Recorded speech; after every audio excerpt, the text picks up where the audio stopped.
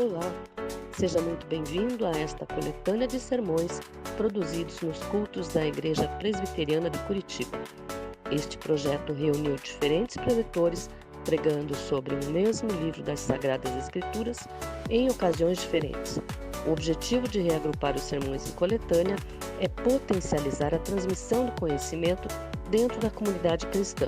Esperamos que aprecie. Você está convidado a participar presencialmente das nossas atividades e também a prestigiar o canal e as redes sociais de nossa igreja. Deus abençoe. Irmãos e irmãs, eu quero convidar você para a leitura do Evangelho de João no capítulo 1. Evangelho de João, capítulo 1.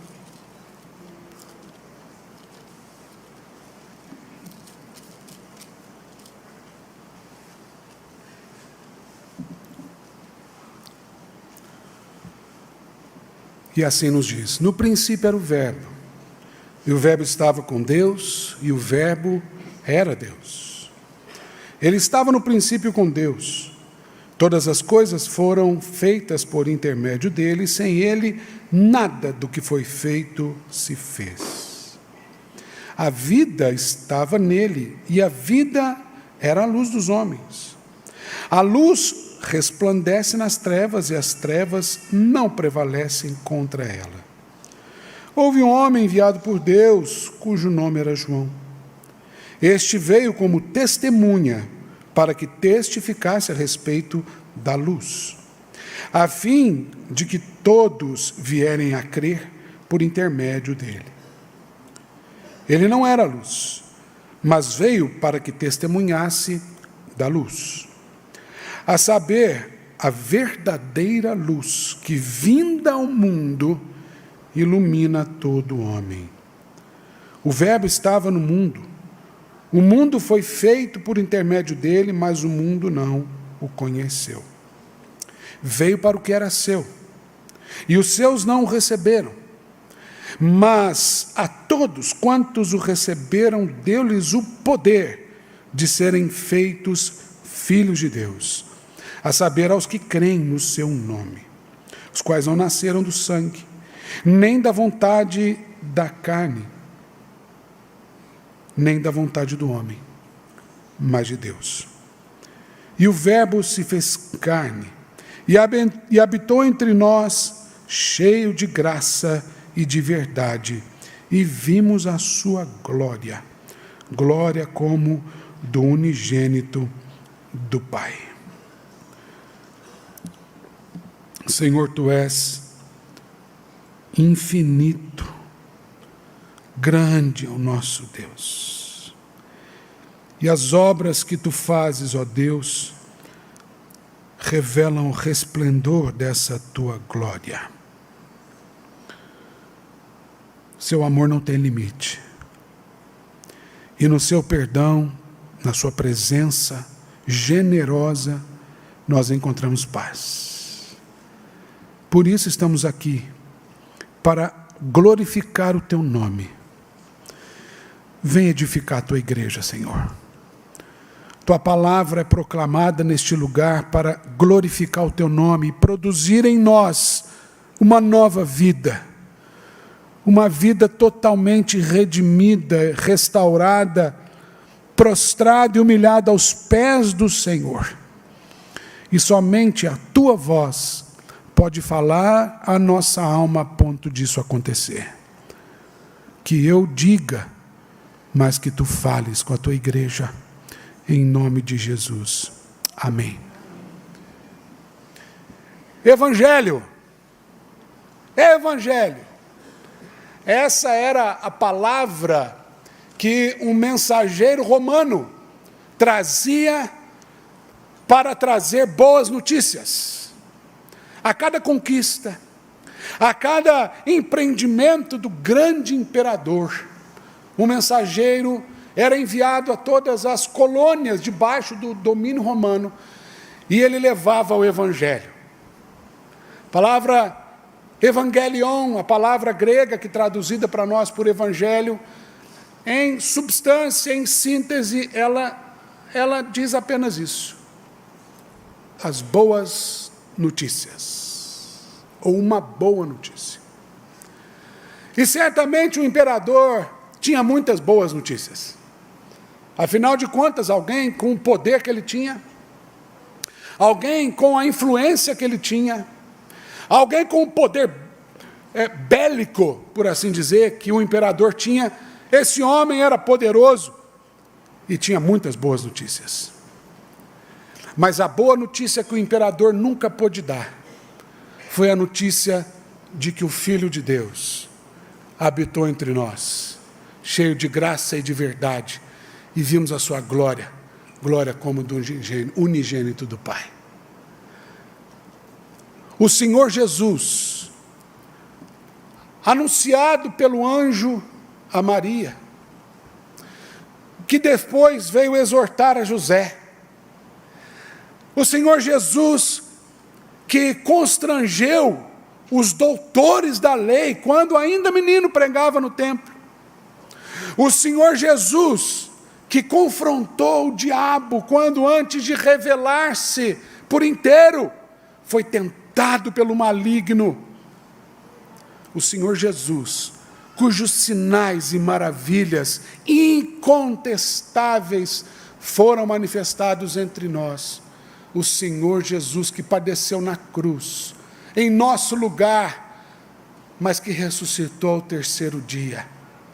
Esse Senhor Jesus é a melhor notícia que alguém pode receber na vida. Acontece que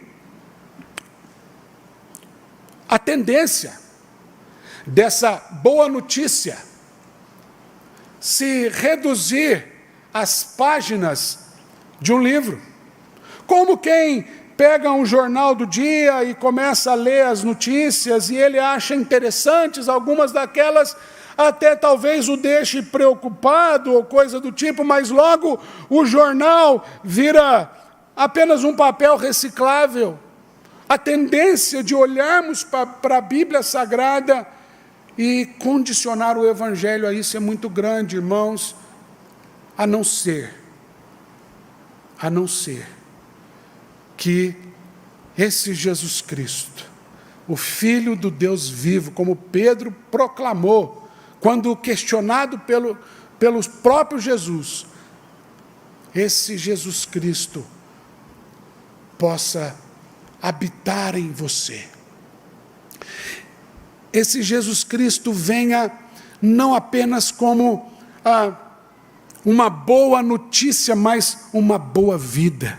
Como ele mesmo declara no Evangelho de João, capítulo 10, versículo 10, na segunda parte, dizendo: eu vim para que tenham vida e a tenham em abundância. Eu quero de cara dizer para você, meu irmão, que mais do que uma doutrina, que mais do que uma história, essa história linda do cristianismo, o Senhor tem uma vida abundante para você.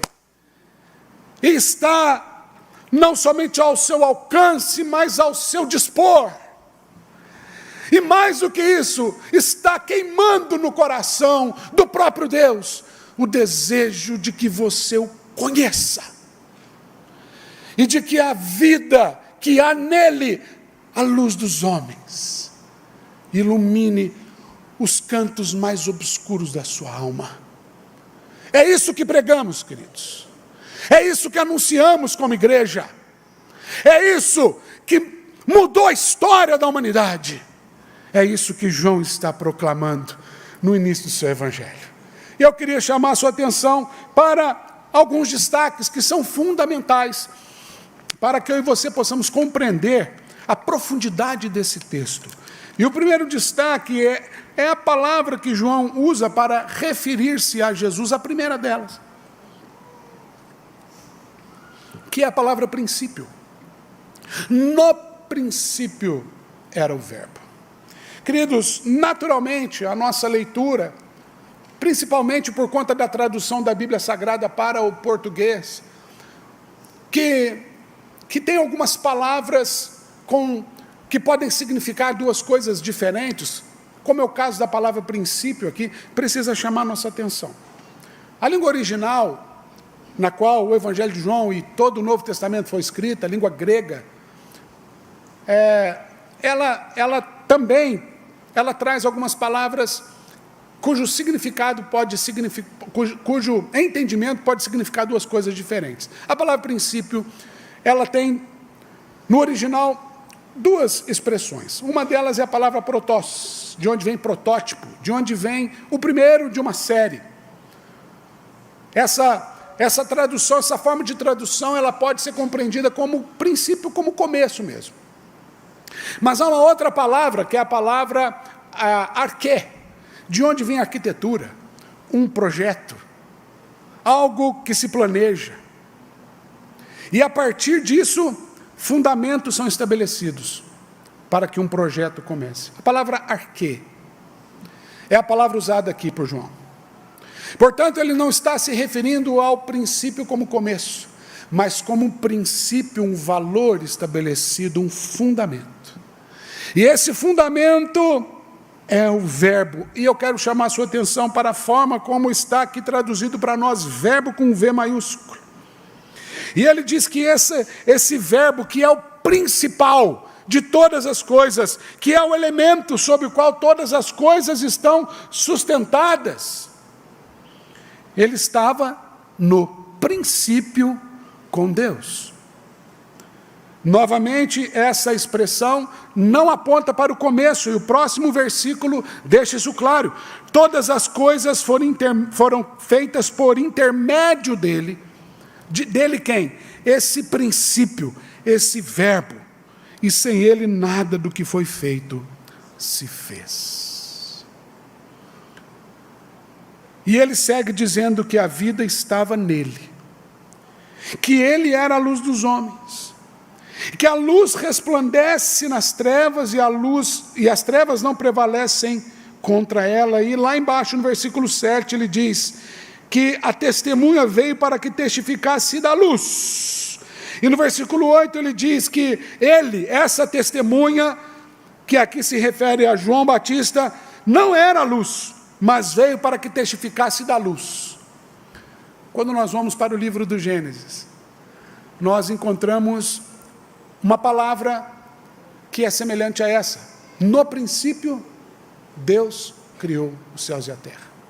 E a palavra que Moisés usa ali para princípio, ela tem o mesmo significado.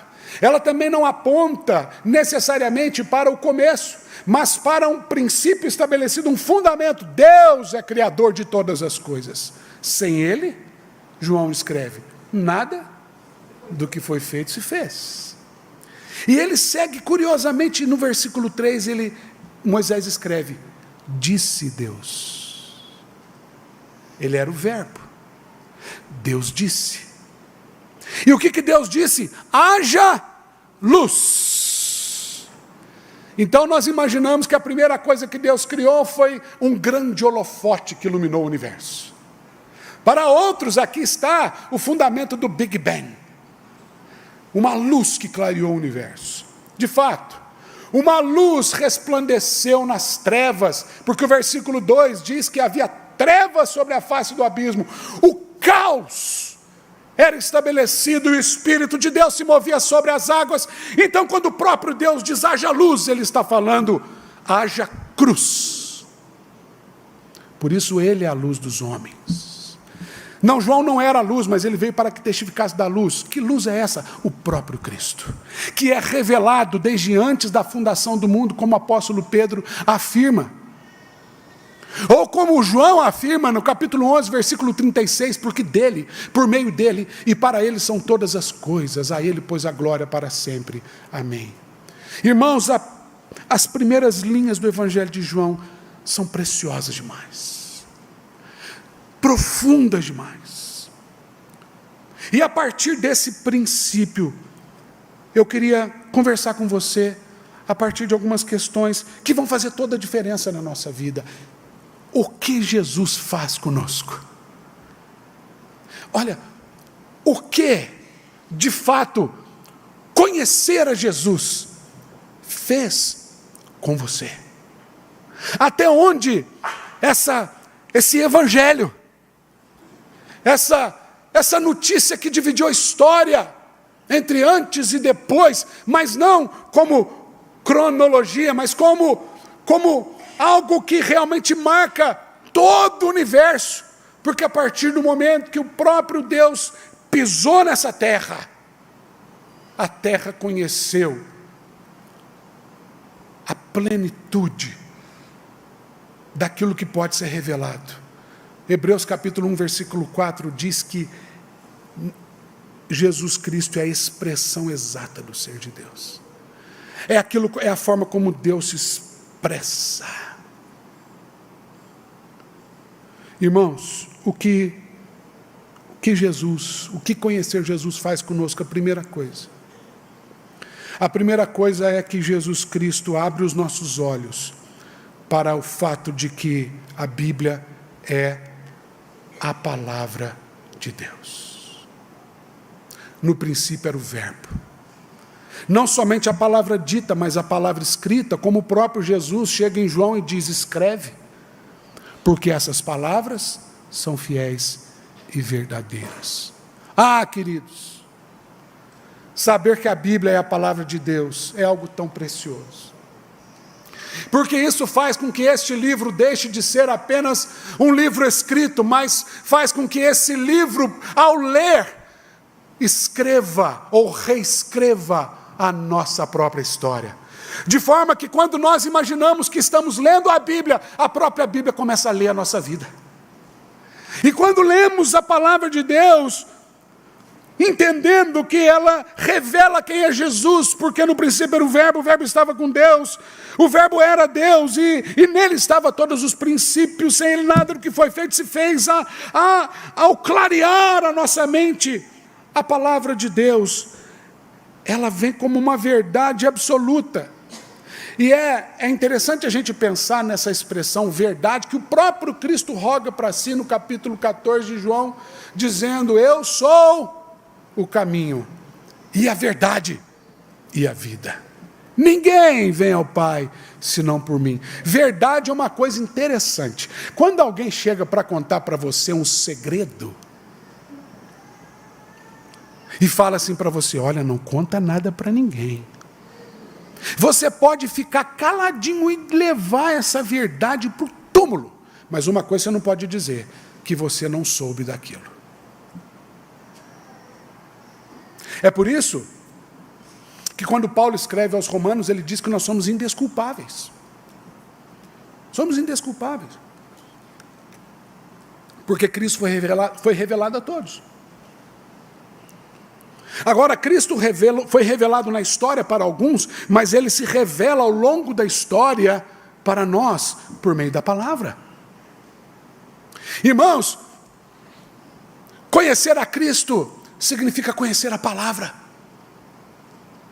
Você conhece a palavra. Quanto a palavra de Deus atrai o seu coração, desperta a sua alma. Quanto a palavra de Deus, ao ler, cai para os seus lábios como mel, como também João testemunha.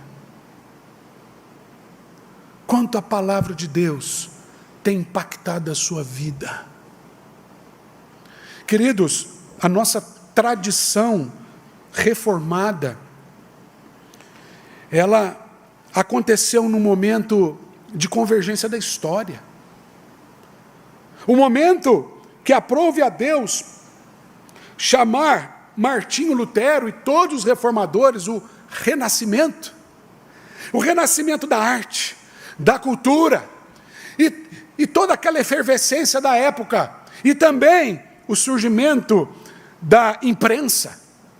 Tudo isso aprove a Deus que naquele momento, Martinho Lutero, quando afixa nas portas do castelo de Wittenberg os 95 argumentos que sustentavam uma tese, a saber, a justificação pela fé, ele não tinha ideia que depois daquilo o Senhor ia resgatar para nós o valor da palavra, porque a palavra começou a chegar para todos. Aquela Bíblia que até então, historicamente, era detida ao monopólio do clero e apenas era estudada por aqueles que se chamavam religiosos, agora se tornou um livro popular. E o impacto disso foi que a história da humanidade, mais uma vez, foi afetada para sempre. A igreja foi reformada, queridos, à luz da Santa Palavra.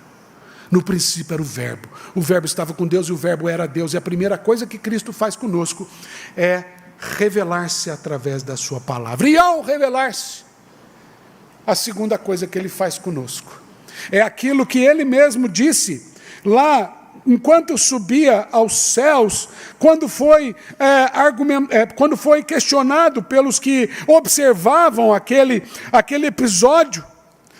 No capítulo 1 de Atos dos Apóstolos, nós lemos assim, a partir do versículo 6. Então os que estavam reunidos lhe perguntaram: Senhor, será este o tempo em que restaures o reino de Israel? Respondeu-lhe Jesus: não vos compete conhecer tempos ou épocas que o Pai reservou pela sua exclusiva autoridade, mas recebereis poder.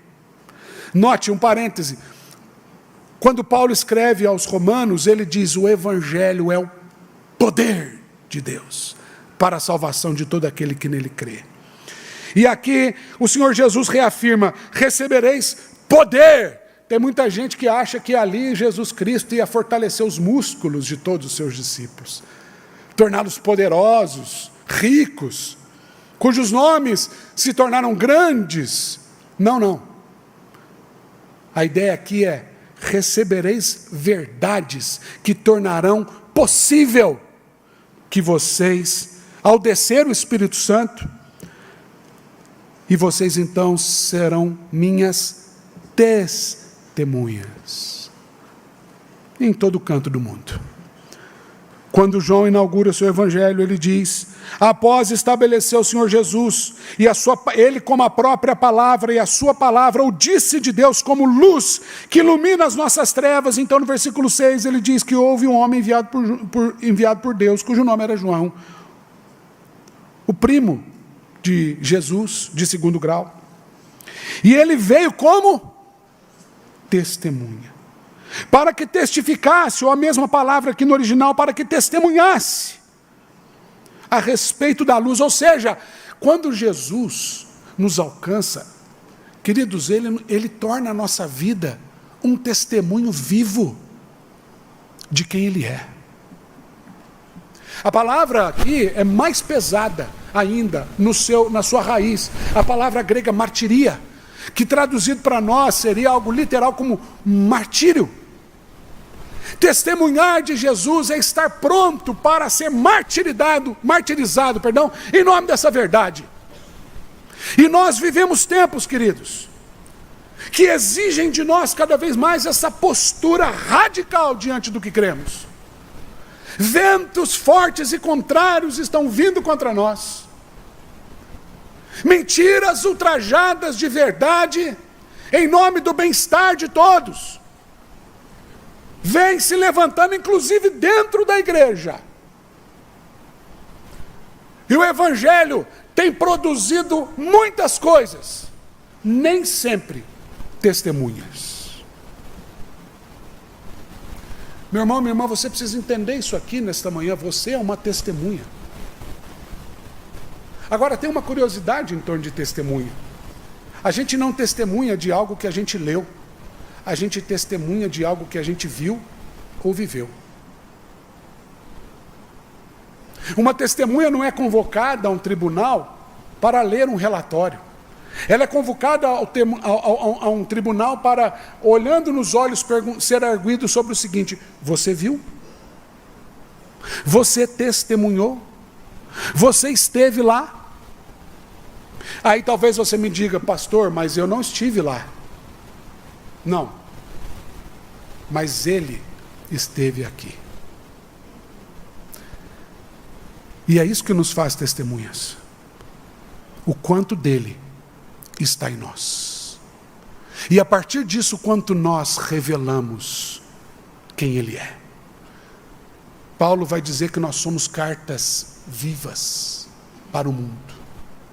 Quando as pessoas olham para você e para a sua vida, você que diz que crê em Jesus, você que diz que é evangélico, cujo evangelho chegou até você, você exala o bom perfume de Cristo, porque a gente só exala perfume se a gente espirrar na gente. Se aquilo estiver impregnado no nosso corpo, na nossa roupa. Irmãos, o evangelho não pode causar fedor na sua vida. E tem muito crente fedorento por aí. O evangelho precisa causar em você uma sensação tão gostosa que as pessoas não vão querer sair perto de você.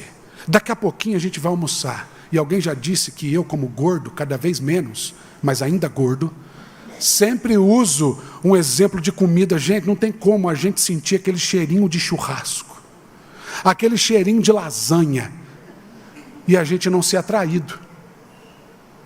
Lá em casa, quando o José, ele sente o cheiro da comida, ele senta na mesa e fica esperando assim, papai está pronto? Papai tá, eu estou começando a refogar, gente. E ele sente o cheiro da cebola e do alho, papai está pronto?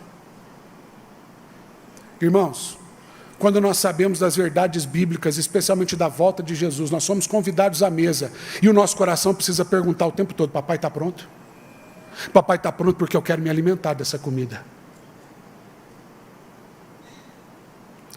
É isso que significa ser testemunha. Mais do que isso. Então ele segue dizendo que, isso aqui é muito importante, queridos, que o verbo estava no mundo, ele foi revelado, o mundo foi feito por intermédio dele, mas o mundo não o conheceu. E aí ele chama assim, veio para o que era seu e os seus não receberam. Tem muita gente que ao ler imagina que ele está se referindo ao povo israelita, ao povo judeu. Não, não. Ele está aqui se referindo a lá no começo, Adão e Eva, que não conheceram quem ele verdadeiramente é, plenamente. Eles tiveram ali um lampejo do evangelho, quando, por consequência do pecado, o Senhor vem, o Deus Todo-Poderoso ali, ele vem e ele diz, como consequência para aquele episódio, ele olha para a serpente e diz que a serpente lhe feriria. Acertei, né? O calcanhar, mas ele pisaria sua cabeça. Irmãos, eu e você conhecemos, ou temos o privilégio de conhecer muito mais de Deus do que Adão e Eva. Porque nós conhecemos aquele que se expressou plenamente, a expressão exata e plena do ser de Deus, aquele que diz, estou convosco todos os dias até a consumação do século, aquele que diz, eu voltarei. Ele então olha para mim e para você, os seus eleitos, aqueles a quem foi revelado o evangelho do Senhor, estes foram feitos filhos de Deus. Por isso, em terceiro lugar, Jesus muda a nossa relação com Deus. Ele permite que nós olhemos para o Criador e o chamemos de Pai. Ah, meu irmão, olhar para Deus e chamá-lo de Pai é algo, é a experiência mais sublime que um ser humano pode experimentar. Não tem coisa mais gostosa do que quando aquele bebezinho começa a balbuciar, papai, papai. Porque quando a gente pega uma criança no colo, a gente já fica meio bobo. E a gente fica imaginando um tanto de coisa, mas quando ele olha para a gente a primeira vez e ele fala assim, papai. Ah, irmãos, é ou não é verdade? É uma emoção ímpar na nossa vida. Porque é ali que a gente se percebe como tal. E a gente só se percebe como tal a partir do momento que o filho nos percebe como tal. Porque uma criança recém-nascida, ela não conhece o pai e a mãe, ela conhece o leite. Então você pode pôr uma criança no colo de qualquer mulher que tenha leite para oferecer, que ela vai alimentar. Mas é no relacionamento diário, no cheiro da mãe, no colo do pai, que essa criança se identifica como parte daquela família. E Jesus Cristo muda a nossa relação com o Pai, com Deus. e nos permite chamá-lo de Pai. Meu irmão, minha irmã, o Pai Nosso não pode ser uma reza. Nós vamos repetir aqui essa oração. O Senhor Jesus não estava ensinando uma reza para nós. Quando falo reza, meu irmão, minha irmã, entenda bem. Eu estou falando como algo que a gente fala por hábito. Que a gente expressa automaticamente. A gente não pensa nas palavras. Não. Um dedinho aqui de cultura bíblica. Todo rabino, Jesus era chamado de rabi, mestre. Todo rabino, ele tinha uma síntese da sua cosmovisão, que é o que ele ensinava, o seu discipulado. Ele ensinava os seus talmidim, as palavras ali para discípulo. Ele ensinava uma espécie de resumo do seu jugo. Mateus 11, 28 a 30, Jesus fala, vinde a mim os que estão cansados, sobrecarregados, eu vos aliviarei.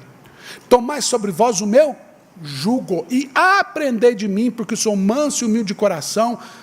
E ele diz algo mais: e achareis descanso para a vossa alma, porque o meu jugo é suave, o meu fardo é leve. Jugo, essa palavra é exatamente a forma como um rabino expressa as Escrituras. Então nós temos ali algo registrado em Mateus chamado o Sermão do Monte, que é o jugo de Jesus. Mas no jugo de qualquer rabino, todo rabino tinha um jugo. Por isso que Jesus fala: tomai sobre vós o meu jugo. Então, quando ele resume quando ele apresenta o jugo, todo rabino também ele ensina uma síntese de oração. Então todo rabino tinha uma oração. Então a oração do Pai Nosso é a síntese da síntese. É o que de fato Jesus, é como se ele estivesse dizendo assim: olha, de tudo, como Salomão encerra o livro do Eclesiastes. Fala assim: olha, de tudo isso que eu ensinei, a suma, o sumo, aquilo que espremendo sai ali por final, é essa: tema a Deus. Tema a Deus, leve Deus a sério. Então aqui no Pai Nosso nós temos a suma do Evangelho, que nos permite, logo de saída, chamar Deus de Pai. E Pai Nosso. É o Evangelho que nos torna irmãos, a despeito do nosso DNA e do nosso sobrenome. É o Evangelho que nos torna filhos de Deus, adotados, porque o nosso irmão mais velho intercede por nós e nos resgatou para do império das trevas para o reino do Filho do seu amor. Por fim, então Jesus Cristo muda a nossa leitura da palavra de Deus. Ele faz com que a Bíblia se torne a palavra de Deus. Ele nos torna testemunhas. Ele muda a nossa relação com o Pai. Mas por último, queridos, Ele nos faz testemunhas não somente do Evangelho, mas da glória de Deus. Irmãos, o fim principal do homem, segundo a primeira pergunta do Catecismo de Westminster, é glorificar a Deus. Qual o fim principal do homem? Glorificar a Deus e gozá-lo para sempre. O fim, a finalidade, o propósito principal do homem, a razão pela qual Deus criou a mim e a você, é glorificar a Deus. E o que é glorificar a Deus? Glorificar a Deus, queridos, é revelar o nosso Deus em tudo que fazemos. É viver de tal maneira que tudo que fazemos exalta o nome de Deus. E como reflexo disso, a nossa vida, ela também reflete o próprio Deus. Então é o que ele diz assim: e o verbo se fez carne, e habitou, e tomou morada, e entrou na história, cheio de graça e de verdade, ou seja, inquestionavelmente, e vimos a sua glória. Meu irmão, quem conhece Jesus vê a glória de Deus. Quem conhece Jesus deixa de ter uma religião e passa a ter um relacionamento tão profundo e íntimo com Deus, a ponto de ver Deus em todas as coisas. Ele vê as situações mais complicadas da vida e fala assim, não, isso aqui vai glorificar a Deus. Quando o Senhor Jesus recebe a notícia do que seu amigo Lázaro estava enfermo, 4 dias antes da sua morte, ele espera, e os discípulos ali, sem entender nada, o Senhor Jesus apenas diz o seguinte, esse episódio, essa enfermidade, e ainda que a morte de Lázaro, aquilo tudo estava acontecendo para a glória de Deus, para que o Filho de Deus, por meio dela, fosse revelado. E quando o Senhor Jesus está diante do túmulo de Lázaro, após consolar as suas irmãs e a todos que estavam ali com o Evangelho, quando diz, eu sou a ressurreição e a vida, quem crê em mim ainda que morra, viverá. Ele consola com essas palavras, mas ele de repente está diante de um túmulo, cujo corpo já estava depositado ali havia 4 dias, inclusive a preocupação do fedor. As irmãs falavam, Senhor, ele já cheira mal. Então Jesus estende as mãos para os céus e diz, Pai, graças te dou porque me ouves. Aliás, o Senhor sempre me ouve. Mas eu digo isso por causa da multidão que aqui está, para que creiam que tu me enviaste. Então, quando o Senhor Jesus diz, Lázaro, vem para fora. E as pessoas começam a ver aquele que vai saindo, andando, sozinho. Eles caíram por terra dizendo, quem é esse? Quem é esse? Aquele que fedia carniça, de repente exalou o bom perfume de Cristo. Porque simbolicamente ali representa a mim e a você, quando Paulo escreve aos Efésios, vós estáveis mortos nos vossos delitos e pecados, mas ele vos deu vida juntamente com Cristo, pela sua graça nós somos salvos. E aí ele vai discorrendo todo o capítulo 2. Isso é a glória de Deus na nossa vida. A glória de Deus faz com que mortos se tornem vivos, porque o resplendor da glória do Senhor, ele nos envolve, como envolveu o profeta Isaías, capítulo 6, quando vai no momento de tristeza, no ano da morte do rei Uzias, um ano trágico para aquele povo, um grande rei, e agora como que sem saber para onde ir, ele vê o Senhor assentado sobre um alto e sublime trono, e a glória do Senhor é revelada diante dele, e a reação de Isaías diante dessa glória de Deus, foi dizer, ai de mim, estou perdido, porque sou homem de impuros lábios, habito no meio de um povo de impuros lábios, e os meus olhos viram o Rei. A glória de Deus foi revelada em Jesus Cristo, queridos, para mim e para você.